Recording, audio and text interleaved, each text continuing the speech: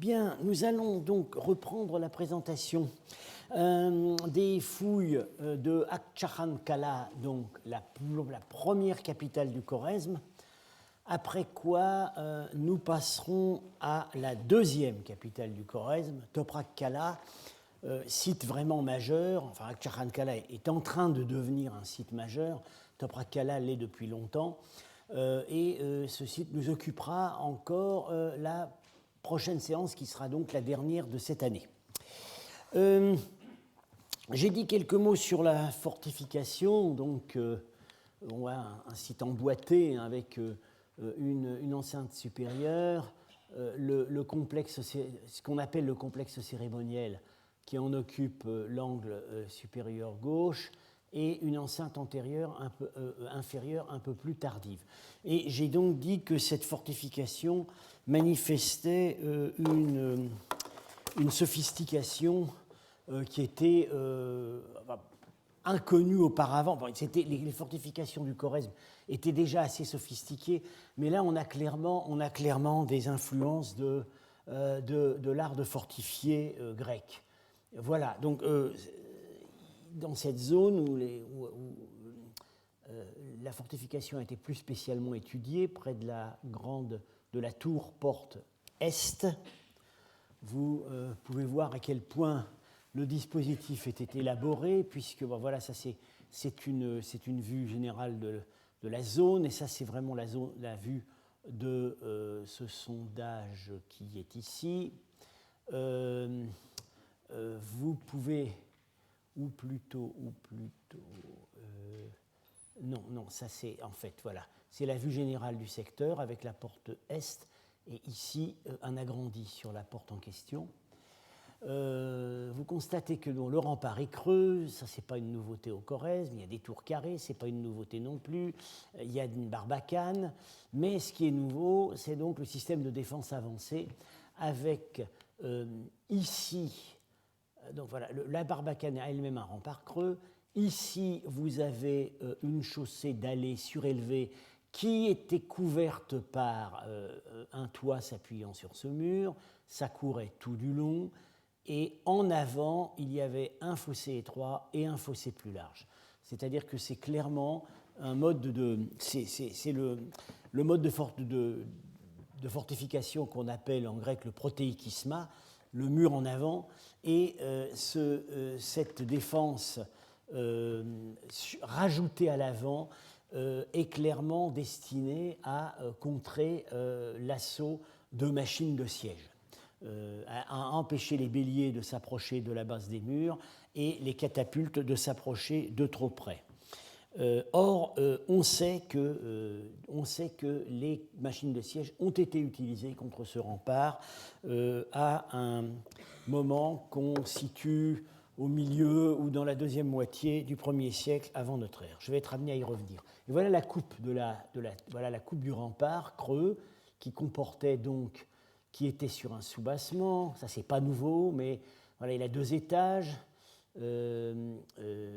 Avec des galeries de tir, et là à l'avant la coupe sur la tour avec ces meurtrières qui apparemment étaient opérationnelles. Ici donc le chemin qui est juste en avant et qui était couvert par un toit s'appuyant sur ce mur. Et ici un escarpement, et ici un deuxième escarpement. Tout ça pour briser l'assaut. Alors, voici donc ce tableau récapitule les grandes périodes de l'histoire du Khorezm dont j'ai déjà été amené à parler, enfin, donc l'époque archaïque qu'on appelle maintenant antique I, l'époque antique II, et vous voyez donc Akçahan-Kala se situe ici, c'est-à-dire que ça commence au IIe siècle avant notre ère, la grande période, jusqu'au 1er siècle de notre ère, puis à la période dite Kouchane, selon la terminologie ancienne de Tolstov, mais qui est contemporaine de l'Empire kouchan, mais dont on sait maintenant qu'elle ne correspond pas à une domination politique kouchane, même s'il y a pu y avoir des périodes de confrontation. Voilà, le site. Donc on voit que dans toute cette séquence, en réalité, l'existence de cette capitale n'a occupé au maximum que 4 siècles. Et ça, on va voir que c'est le cas en fait avec aussi les capitales qui ont suivi. Celle de Toprak-Kala se situe donc ici, va prendre la suite et ne va pas exister plus de 150 ans. Comment cette chronologie, sur quoi se fonde-t-on pour proposer cette chronologie? Le critère de la céramique ne peut pas être exploité d'une façon très précise parce que d'une part, on n'a pas une séquence, la céramique est quand même assez peu différenciée d'une période à l'autre, les changements sont vraiment lents au Khorezm. Par ailleurs, il y a des discussions sur la chronologie générale de la céramique. On pense maintenant qu'elle est plus tardive que ne pensait Tolstov.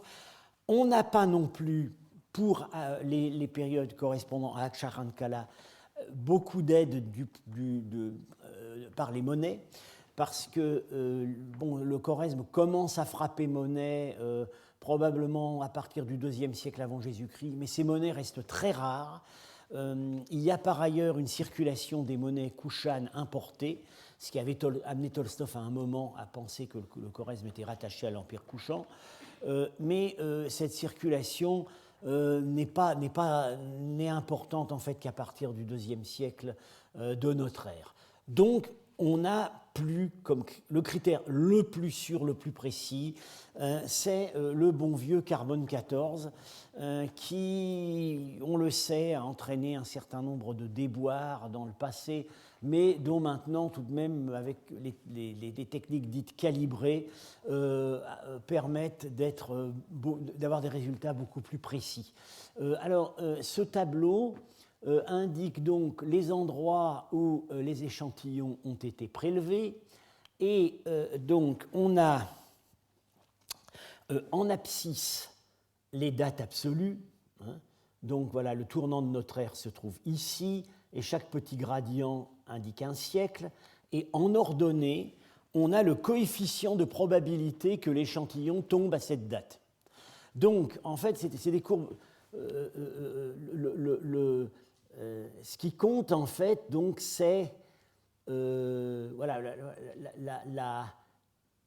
la concentration centrale. Alors, il y a parfois un pic secondaire, donc, qui indique une date éventuellement optionnelle, mais ce qui compte, c'est ces groupes de concentration qui marquent en général un palier ou un pic qui ne déborde rarement un siècle et demi. Donc, ça permet d'être précis et surtout, on voit que le curseur, petit à petit, glisse dans le temps et que ça correspond bien, en fait, au contexte archéologique dans lequel on a prélevé les échantillons.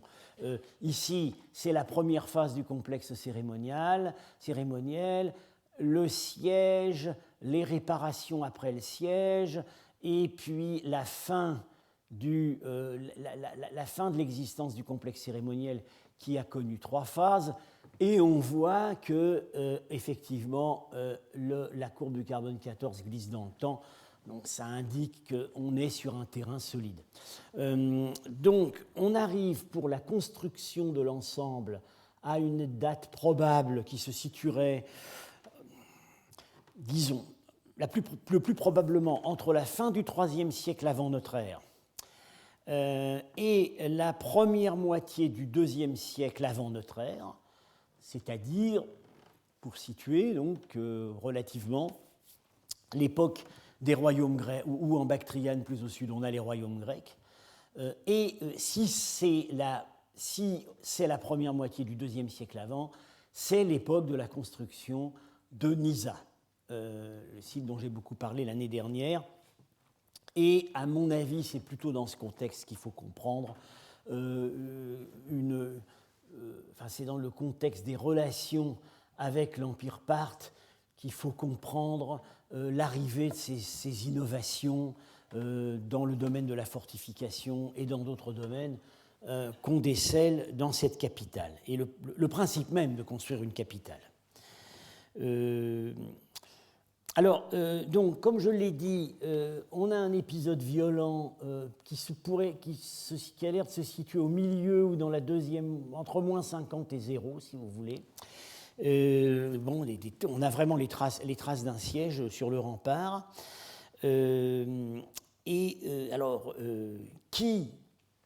Qui, à cette époque, était capable d'assiéger cette capitale avec les moyens de la technologie de siège héritée des Grecs?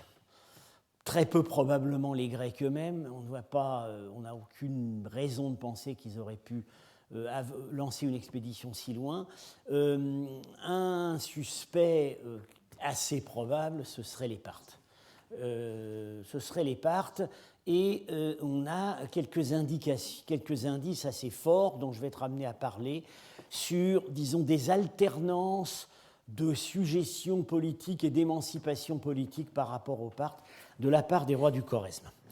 Et c'est après le siège, voilà, réparation après le siège, que le complexe cérémoniel, donc qu'on peut par ailleurs appeler le palais, dans la partie nord-ouest de la ville, vit sa phase 3, et au début de cette phase 3, c'est là qu'il reçoit le décor monumental, le grand décor peint extraordinaire dont je vais être amené à parler dans un instant. Le site est abandonné au plus tard, à la fin du IIe siècle de notre ère. Et il n'est pas abandonné à la suite d'un épisode violent, il est déménagé. C'est un déménagement planifié. On a emmené tout ce qui pouvait resservir et qui était transportable. Les colonnes de bois, certaines bases en pierre, et l'hypothèse que font les fouilleurs et qui paraît vraiment la plus vraisemblable, c'est qu'on a déménagé ce site dans celui qui va lui succéder comme capitale, c'est-à-dire Toprak-Kala, dont je vais être amené à parler ensuite. Pour l'anecdote, alors bon, il y a toujours dans le carbone 14 des choses un peu bizarres, mais on arrive finalement à trouver des explications. Ça, c'est un prélèvement qui visiblement a été fait dans un contexte bien postérieur à l'abandon du site. Et ici, on a... oui, alors c'est pareil, c'est des choses beaucoup plus anciennes. Pour les grandes peintures que je vais présenter maintenant, ça tombe bien dans la période moins 50 à début du 1er siècle de notre ère, mais il y a un prélèvement qui donne une date beaucoup plus ancienne de 2 siècles. Alors là, ça a posé un gros problème aux fouilleurs quand ils ont constaté ça. Et puis, jusqu'au moment où on a réfléchi au fait que ce prélèvement, c'était le charbon de bois qui avait servi à exécuter la couleur noire sur les peintures. Et le charbon de bois, ça peut se garder très longtemps, surtout tenant compte du fait que le carbone 14 date le moment où l'arbre est coupé. Or, dans le contexte de l'Asie centrale, le bois peut servir pendant des siècles et des siècles. Et en plus de ça, quand on a des vieux arbres, en réalité, si l'échantillon prélevé provient originellement du cœur de l'arbre, ça ne date pas l'époque où on a coupé l'arbre, ça date l'époque où il a poussé. Donc, avec ça, on peut reculer pendant des siècles. L'utilisation du carbone 14 au début pour dater les peintures d'Asie centrale a entraîné des paniques chez les historiens d'art, notamment au musée de Berlin, où sont exposées donc les grandes peintures bouddhiques rapportées du Turkestan chinois par les expéditions allemandes du début du XXe siècle. Les premières dates qu'ils ont mises sur leurs étiquettes il y a une vingtaine d'années, quand on a commencé à avoir les carbone 14, étaient dévastatrices pour pour toute la communauté des historiens d'art et des épigraphistes, tout datait de 2 ou 3 siècles plus tôt, jusqu'au moment où ils se sont aperçus que là où il fallait prendre les échantillons, c'était pas dans les cendres de bois, c'était dans, par exemple, la paille de l'enduit des murs. Parce que la paille, ça ne vit pas aussi longtemps qu'un arbre. Et on ne la garde pas. Et à partir de là, on est arrivé finalement à une nouvelle série d'échantillons, de datations qui, ne rejoignent pas toujours idéalement, évidemment, ce que les historiens d'art avaient proposé. Ils ont aussi leur marge d'incertitude, mais qui paraît plus raisonnable. Alors, oui, alors voilà, donc la situation de ce qu'on appelle le complexe cérémoniel par rapport à l'ensemble, mais j'attire tout de suite votre attention sur un monument qui occupe la partie exactement centrale du site, qu'on appelait auparavant la zone 7, et maintenant on l'appelle le monument central, il vient d'être fouillé. Alors, en plan, ça paraît rudimentaire, parce qu'en fait, on a principalement 2 énormes pylônes, on va appeler ça des pylônes, en briques crues, et une rampe monumentale qui monte et est sur 20 mètres de long, et on pense qu'originellement elle est montée à 6 mètres au-dessus du sol. Ça a été fouillé l'an dernier. Alors voilà ce qu'on voit. Ça paraît pas très parlant, mais c'est très intéressant. Voilà la rampe. C'est pas rien, hein, ce qui reste de la rampe, très érodée, mais on voit qu'elle était énorme. Et elle montait au sommet de ces 2 pylônes, lesquels en fait originellement étaient rejoints par une arche très large. En fait, l'arche existait encore au début des fouilles, à la fin des années 90, et un chantier de fouilles malheureux a conduit à déblayer le sable qui enlisait l'arche, et du coup, c'est le sable qui tenait la voûte. Et il n'y a plus de voûte. On n'a plus que je crois qu'on a 1 ou 2 photos. Et donc, il y avait quelque chose qui recouvrait ça, et encore par derrière, un système probablement, enfin au moins 2 chambres dont l'une comportait des gradins, et les 2 chambres se faisaient face de part et d'autre de l'entrée. On est en plein milieu du site, et ce qui se passait au sommet était visible des 4 portes de la ville. Donc bien évidemment, il s'agit d'un monument destiné à des cérémonies publiques. Lesquelles on ne peut procéder que par hypothèse. Ce qui vient à l'esprit comme comparaison, ce sont les grandes plateformes qu'on a à Pasargad, en Iran, où effectivement, je les avais montrées précédemment, on voit qu'il y avait une plateforme avec un escalier amovible, semble-t-il, servait à...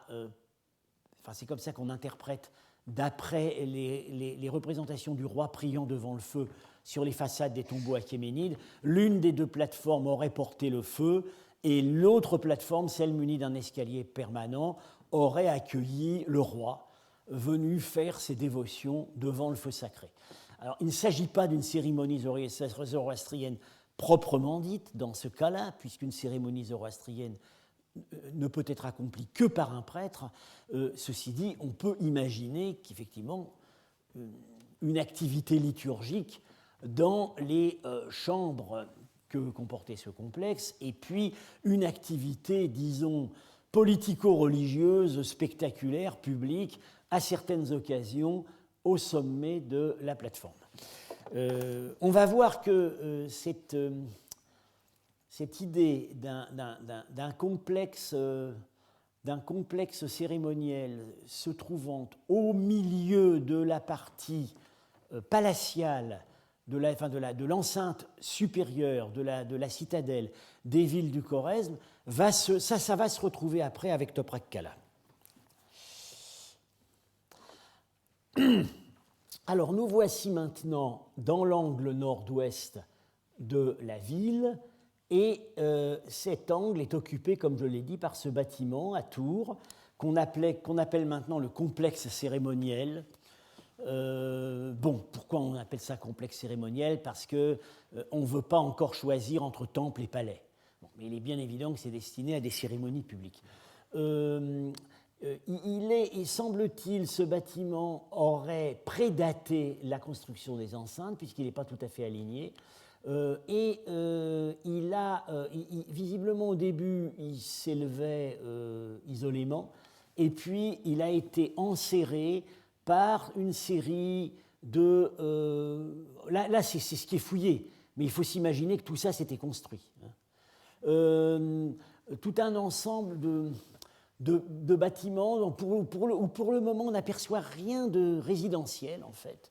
On a des salles longues à colonnes de bois, des longs corridors, tout ça visiblement étant destiné à des rassemblements, des processions, des audiences. C'est évidemment à quoi ça servait. La partie sud-ouest, le quart sud-ouest de cet ensemble, il faut dire, tout ça, ça reste non fouillé. Ça réserve certainement encore bien des surprises. Le quart sud-ouest de l'ensemble est ce qu'on appelle la salle hypostyle, donc portée par des colonnes qui étaient en bois. Voilà les bases, celles qui sont restées en place. D'autres ne sont plus là, elles sont parties à la capitale suivante, quand on a déménagé le site. Ces colonnes étaient en bois et plâtrées, les plafonds également étaient en bois et plâtrés, avec des peintures, retrouvées à l'état très fragmentaire, dans certains endroits, vous voyez un décor de stuc recouvert à la feuille d'or. Donc tout ça devait être... C'était un petit Persépolis. On n'a pas retrouvé l'état dans lequel tout ça nous est parvenu, c'est-à-dire des plâtras écrasés par terre, s'explique tout simplement par le fait que les boiseries des plafonds et des colonnes ont été récupérées, qu'on les a secouées au moment où on les a récupérées et que ce qui les recouvrait est tombé.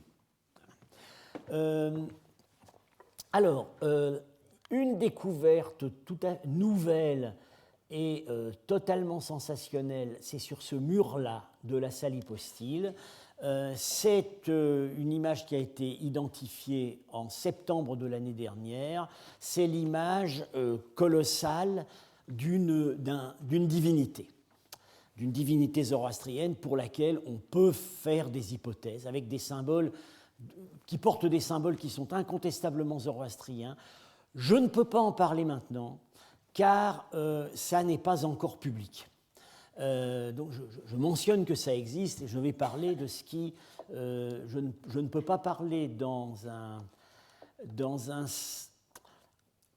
cercle aussi public qu'un cours du Collège de France de données qui ne sont pas encore dans le domaine de la circulation scientifique. J'en parle à l'occasion dans des cercles plus confidentiels. Voilà, mais je pourrais revenir l'année prochaine, quand tout ça sera publié, bien entendu, je serai amené à y revenir ici.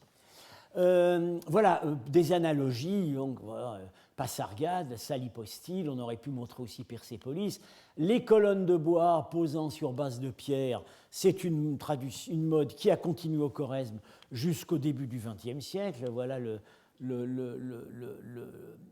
portail, l'un des portails de la cour du palais du Khan à Khiva. La mosquée de Khiva, qui est entièrement, dont le plafond est entièrement porté par des colonnes de bois reposant sur des bases en pierre. Cette mosquée, telle qu'on la voit, elle est du XVIIe siècle. Il y a des colonnes qui sont pré-islamiques, qui ont été récupérées et en bois, et elles tiennent toujours, qui ont certainement été récupérées dans l'ancienne capitale, la dernière capitale pré-islamique du Khorezm, Khat, qui est tombée dans la Moudaria progressivement. Donc tout ça pour vous dire qu'évidemment, si on datait la grande mosquée de Khiva avec du carbone 14 pris dans le cœur d'une colonne pré-islamique qui avait qui venait elle-même d'un arbre qui avait 200 ans au moment où on l'a utilisé, on aurait une date environ du 5e siècle après Jésus-Christ, et on est au 17e. Alors, cette zone cérémonielle comporte des aménagements qui sont insolites, qui ne sont pas encore véritablement compris. Alors, comme toujours dans ces cas-là, le spectre oscille entre des interprétations prosaïques et des interprétations cultuelles. La majorité des fouilleurs tendent plutôt du côté cultuel. Donc on appelle ça fire features. On a par endroits ces sortes de dépressions biconiques qui ont incontestablement porté des traces de feu, et puis juste à côté des jarres prises dans la maçonnerie, dans les banquettes, certaines encore en place, d'autres dont il ne reste plus que l'empreinte.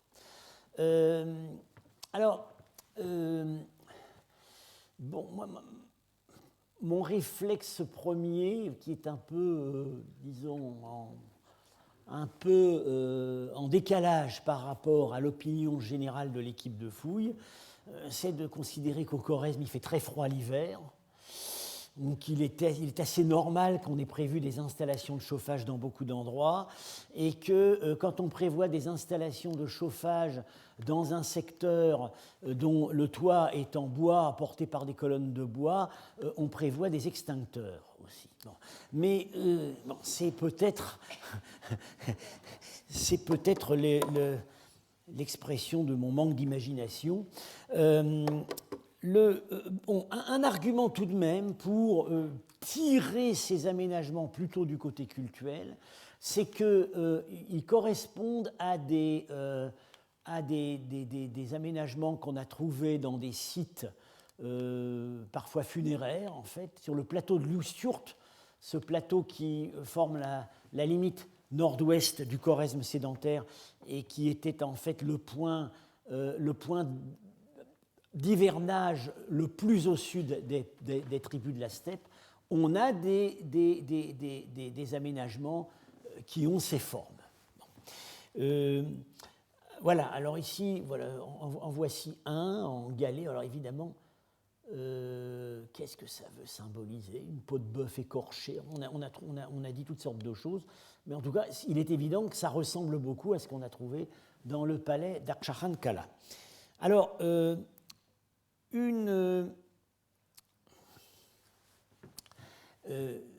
de la salle hypostyle, qui était donc fermée sur 3 côtés et qui ouvrait au nord, qui ouvrait sur quoi? On ne sait pas très bien puisque ce n'est pas fouillé, mais enfin, on peut a priori penser qu'il y avait une cour.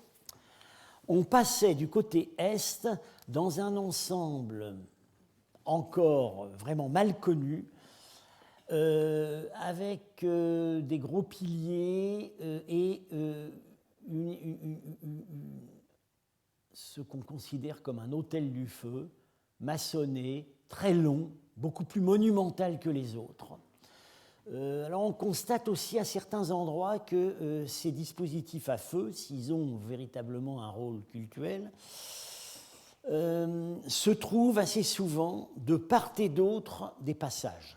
C'est-à-dire qu'on a l'impression qu'on cherchait à faire en sorte que le visiteur, quelle que soit la présence devant laquelle il était amené, le roi ou le dieu ou l'un et l'autre, ait à passer entre deux feux.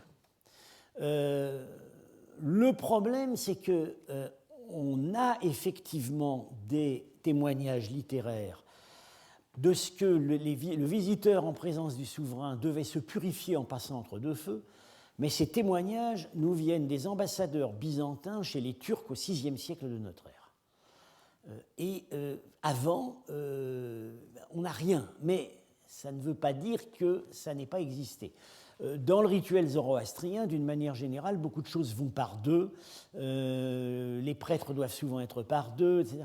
Mais pour le moment, moi, je n'ai pas trouvé dans la littérature zoroastrienne d'indication que des feux doivent être couplés pour qu'on se purifie en passant au milieu.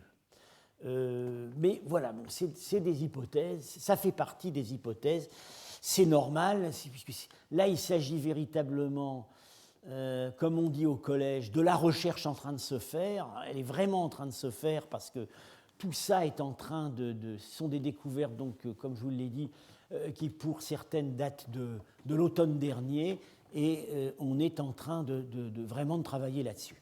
Alors, cette zone centrale avec ce supposé grand hôtel a livré des débris actuellement mal reconnaissables de peintures murales et de reliefs en terre crue. Donc, visiblement, on est là dans une zone visiblement très sensible.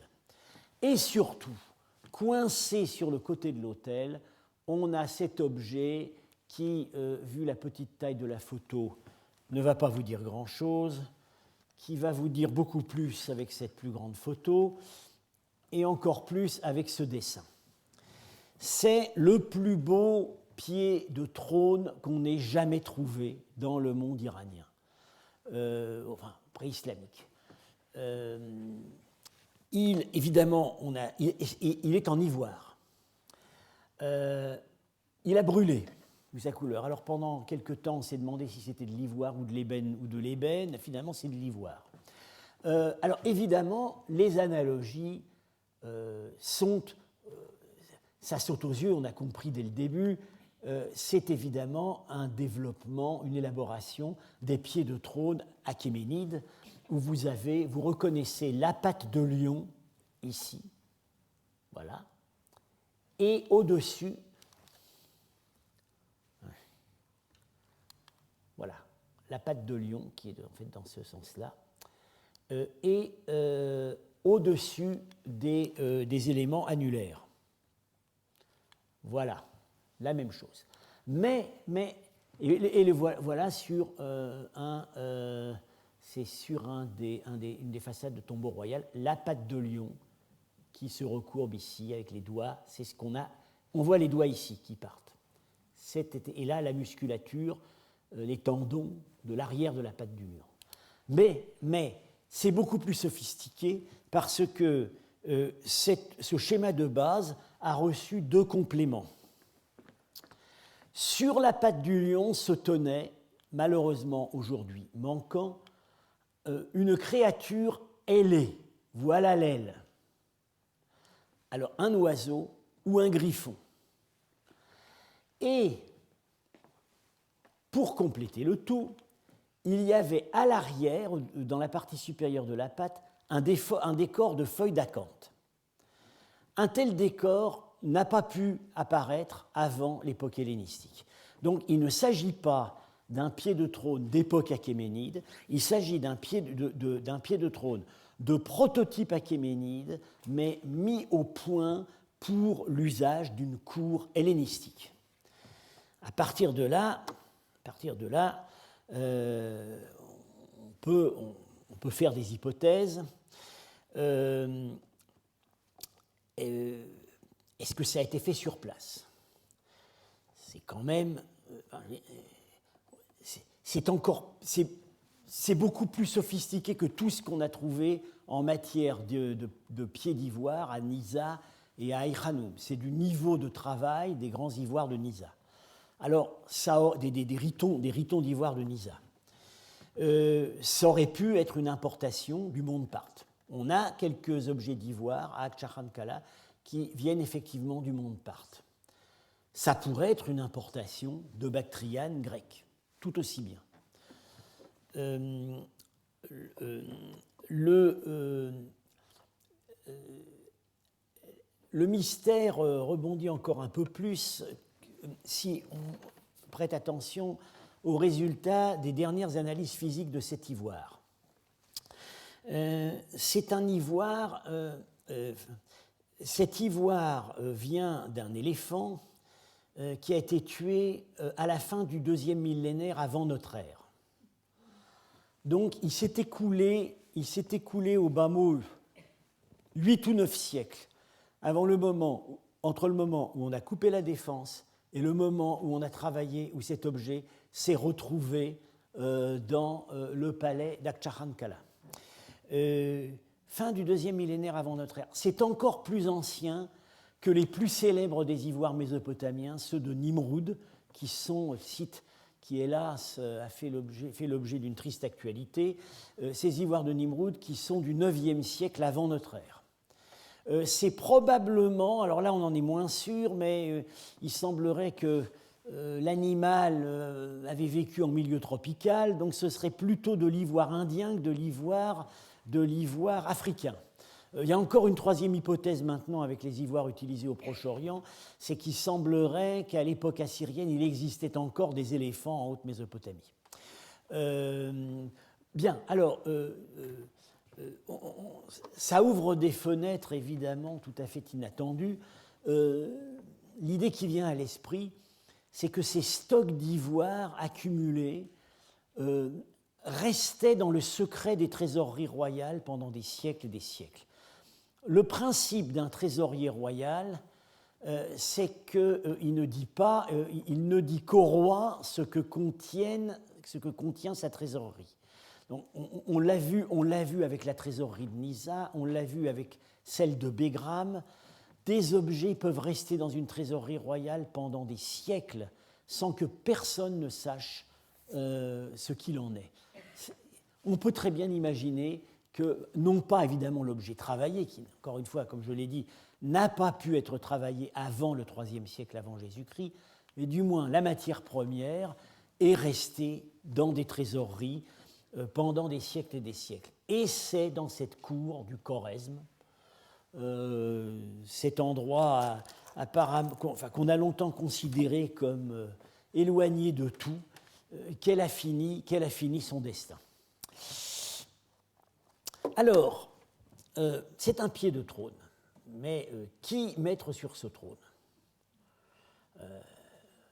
On peut supposer un roi. Alors, il faut pas imaginer des trônes comme des chaises à dos, comme ce qu'on utilise maintenant, et qu'aujourd'hui, les sculpteurs d'Ouzbékistan mettent dans les statues officielles de Tamerlan, qui est assis dans une chaise de type gothique. Ce ne sont évidemment pas ce sont en réalité des banquettes. Le trône dans l'Orient ancien, tarte en persan, c'est en fait une banquette sur laquelle on est assis. Alors, on peut y mettre un roi, mais on peut aussi y mettre un autel du feu, puisque sur le revers des monnaies sassanides, à partir d'Ardachir, donc, au début du IIIe siècle, 2 siècles après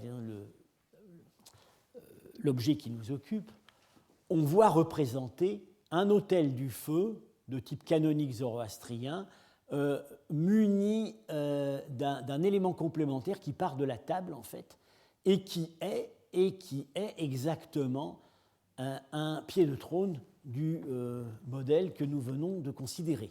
L'idée étant, et elle est exprimée dans des textes, que les feux les plus éminents sont considérés comme des souverains et qu'ils ont donc détrôné. Et d'autant plus si cet autel du feu figuré au revers des monnaies d'Ardachir représente le feu personnel d'Ardachir, dont on sait qu'il existait, qu'on ne l'avait pas éteint à sa mort et qu'on continuait à l'entretenir.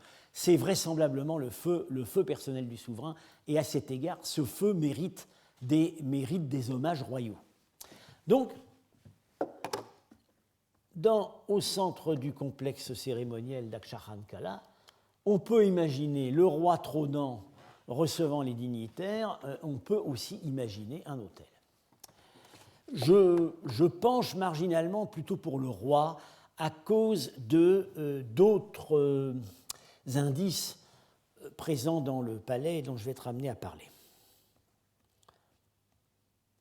Oui, alors j'ai évoqué un instant la théorie de nos collègues de la mission donc de Karakalpaki sur ce qu'ils appellent les burning doorways, que j'appellerais les feux de jambage. On a effectivement, dans certains ensembles monumentaux contemporains d'Aksharan Kala, des passages où on voit qu'il y avait un feu allumé des deux côtés. J'ai naïvement posé la question de savoir s'il ne s'agissait pas plutôt de jambage de portes en bois qui se seraient consumées sur place dans l'incendie général du bâtiment, mais ils m'ont assuré que ça ne pouvait pas être ça, qu'il s'agissait effectivement de feux allumés spécialement. Et visiblement, on passait entre des feux. Je suis demandeur de textes susceptibles d'éclairer cela. Pour le moment, tout ce que j'ai à me mettre sous la dent, c'est encore une fois les rapports des ambassadeurs byzantins chez les Turcs au VIe siècle. Là, les choses ne s'arrêtent pas là, puisque toute cette partie occidentale du palais a été fouillée la première et a livré des éléments extrêmement importants de décor peint. Alors, en tout premier lieu, dans le corridor ouest du rempart du bâtiment. Voilà.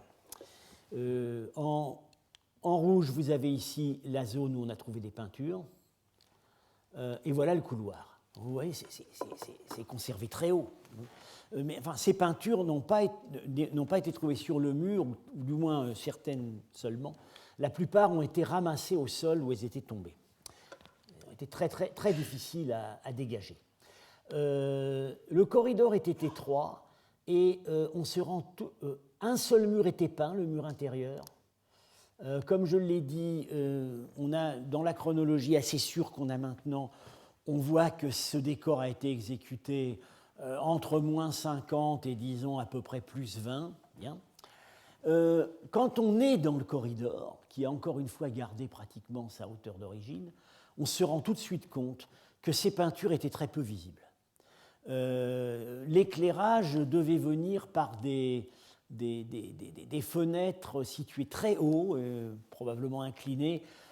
On ne devait vraiment pas voir grand-chose. On s'aperçoit tout de suite que là où elles sont, ces peintures n'étaient pas véritablement un élément de décor. Ce qui comptait, ces peintures, c'était un acte. Ce qui comptait, c'était de les avoir exécutées. Voilà, donc les peintures sont ici. On a donc des fragments, comme je l'ai dit, dans la salle hypostyle, avec l'extraordinaire représentation de divinités sur ce mur. Quelques peintures ici et là.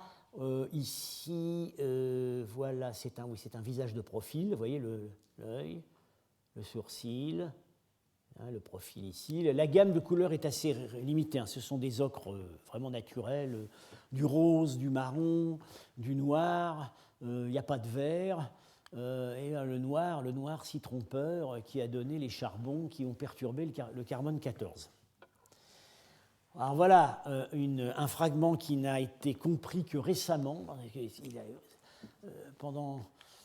Pendant des années, 2 ou 3 ans, on s'est beaucoup interrogé sur ce détail. Alors, on a imaginé une trompe d'éléphant, jusqu'au moment où on a vu que c'était un capridé sauvage. Vous voyez, magnifique. Et il est de taille naturelle.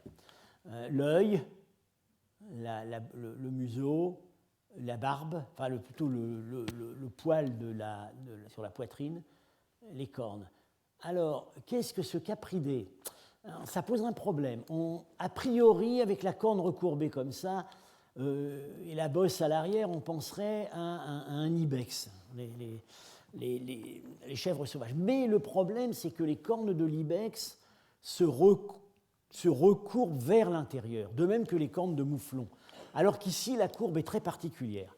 Alors, on pense peut-être maintenant plutôt à une saïga, qui est une antilope locale, dont la forme de la tête, un peu en forme de tapir en fait, ressemble beaucoup à ce qu'on a ici. Le problème, c'est que sur les images disponibles, publiées, les cornes sont droites, mais il va falloir vérifier cela avec des zoologues. Nous nous demandons si des vieux mâles ne pouvaient pas éventuellement développer une courbure de ce type. Voilà, si quelqu'un est familier des saïgas, je suis demandeur.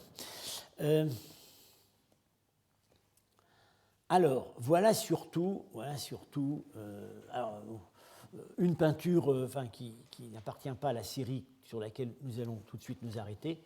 C'est ce qu'on appelle la scène de foule. Il y a plusieurs personnages et visiblement ils sont associés, ou plutôt ils apportent des grappes de raisins mûrs.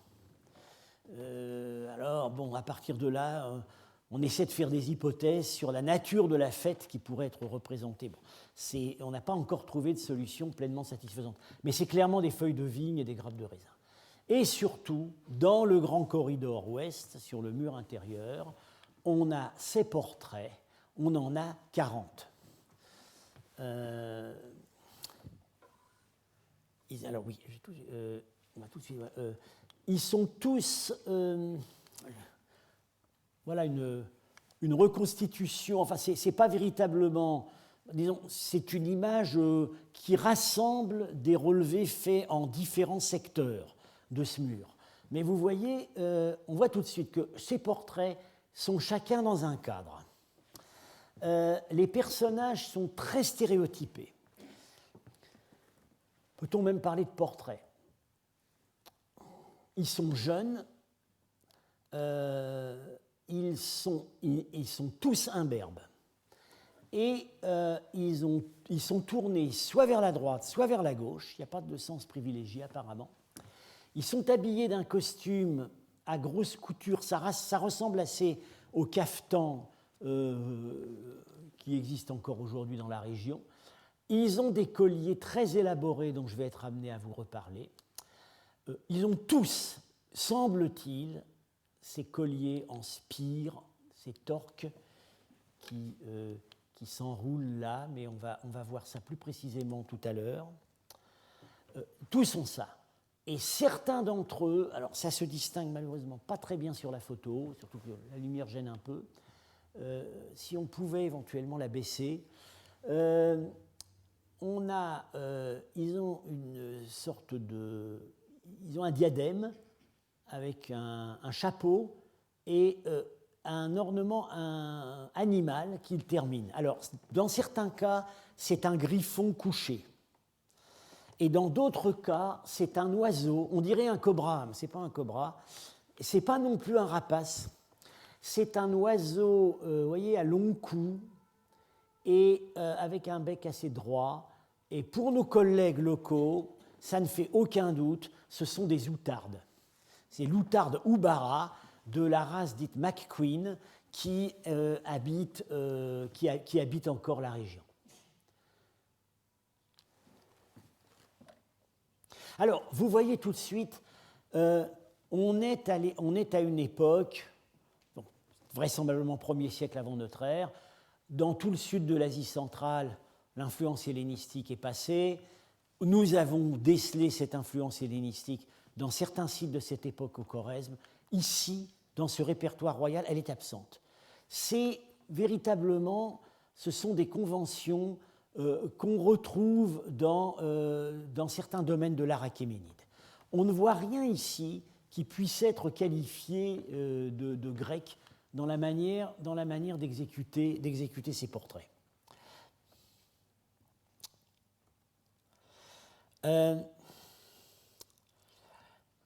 Alors, donc, comme je l'ai dit, ils ont tous ce torque qui se termine...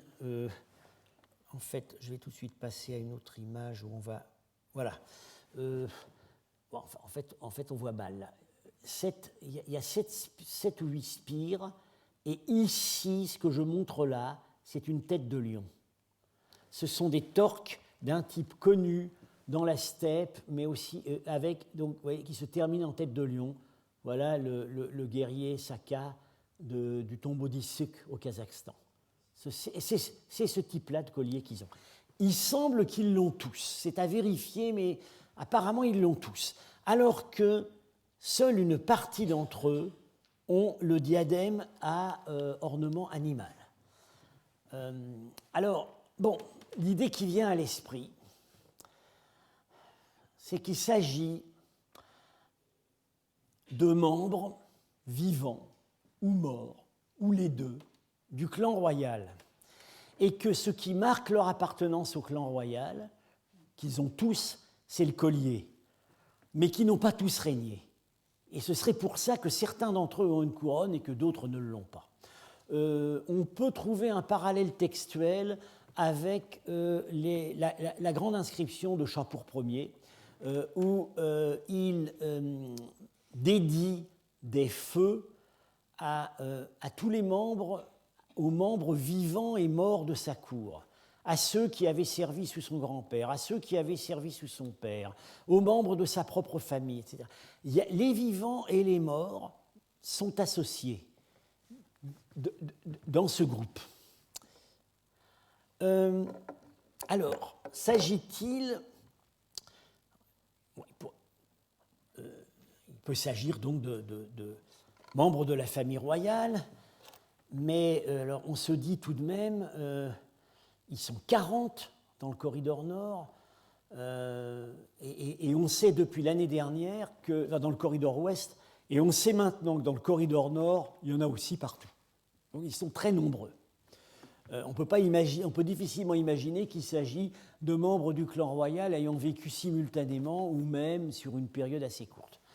Alors, s'agit-il d'une galerie d'ancêtres ?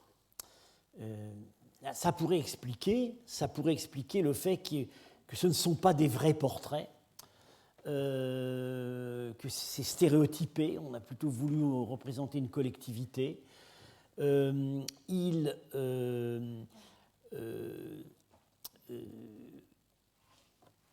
indice dans ce sens, un indice très fort, c'est que certains au moins de ces portraits étaient associés à des inscriptions. Mais alors ces inscriptions sont parvenues en état extrêmement fragmentaire. La plus lisible est celle-ci, où on reconnaît les mots, on reconnaît LK, oui. MLK, c'est complété par d'autres inscriptions, c'est l'idéogramme qui veut dire le roi. Et on reconnaît le mot bar, qui veut dire fils d'eux. Et cette inscription serait en fait le roi un tel, fils d'eux un tel. Donc là, on aurait la preuve qu'il s'agit effectivement de membres du clan royal, ou de rois du passé, ou vivants ou morts. Alors, à quoi peut-on se raccrocher pour trouver des analogies ? Il y a une analogie qui est lointaine géographiquement, mais chronologiquement très proche. C'est le Nimrud Dag. En Commagène, dans l'est de la Turquie actuelle. Monument, c'est le tombeau du roi Antiochos de Commagène. On sait que culturellement, ce souverain, il était d'abord d'origine iranienne, lointaine, irano-arménienne, et il se trouvait, disons, dans l'orbite politique. Il menait une politique de bascule entre l'Empire romain et l'Empire parthe. Culturellement, on peut considérer que ce sont les marges les plus occidentales de l'Empire parthe. Or, il s'est figuré lui-même avec les divinités principales qu'il adorait, et devant lui se trouvent deux rangées de stèles. Alors, je m'excuse de la mauvaise qualité des photos que j'ai récupérées comme j'ai pu sur Internet, mais il y a une double rangée de stèles. Voilà, les voici rangées. L'une, ce sont ses ancêtres grecs. Ils se rattachent par sa mère à la dynastie séleucide.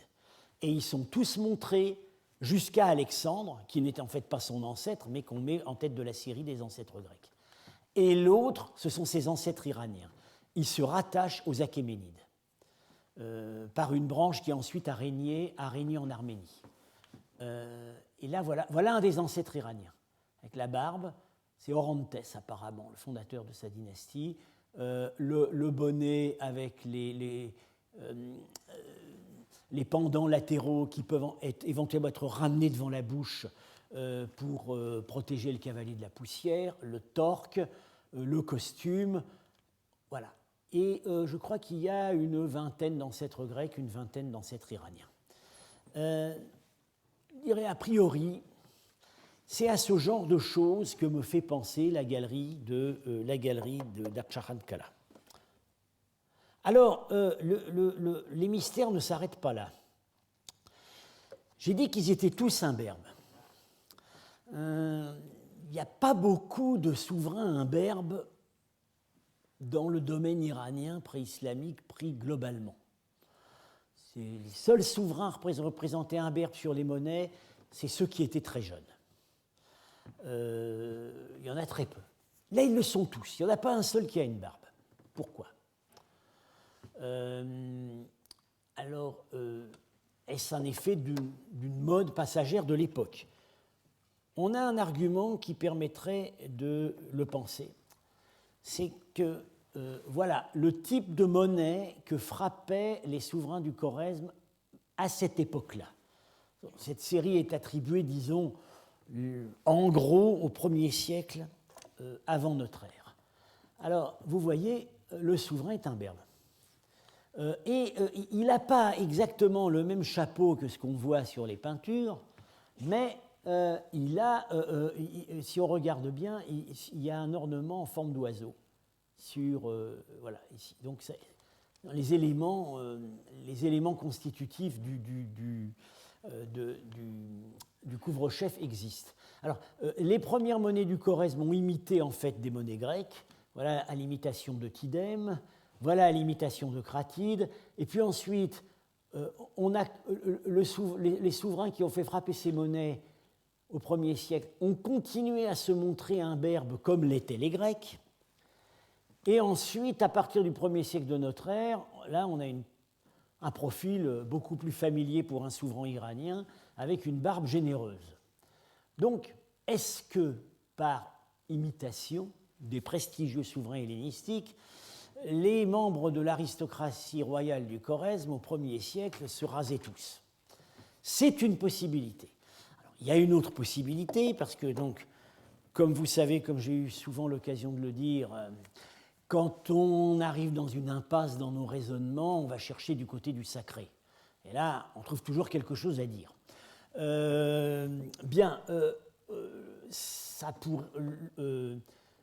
Il se pourrait que ces personnages participent, d'une manière ou d'une autre, à la grande audience du Nouvel An, le Nowruz.